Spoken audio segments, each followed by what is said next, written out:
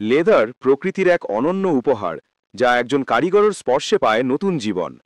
হাতে তৈরি জুতো কেবল একটি পণ্য নয়, এটি দক্ষতা, ধৈর্য এবং ভালোবাসার এক নিখুঁত মিশ্রণ।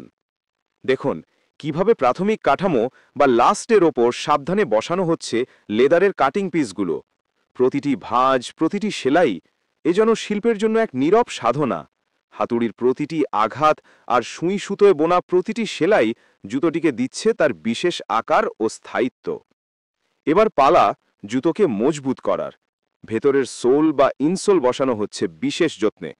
অতিরিক্ত অংশগুলো ধারালো ছুরি দিয়ে নিখুঁতভাবে কেটে ফেলা হচ্ছে, যাতে পুরো কাঠামোটি হয় মসৃণ ও ত্রুটিমুক্ত। এখানেই লুকিয়ে আছে এই জুতোর আরামদায়ক আর দীর্ঘস্থায়ী হওয়ার রহস্য।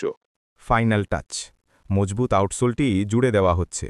হাতুড়ির ঠুকঠাক শব্দ বলে দিচ্ছে এটি শুধু একটি সোল নয়, এটি গুণমানের প্রতিশ্রুতি। এরপর গ্রাইন্ডিং মেশিনে ধারগুলো মসৃণ করা হচ্ছে।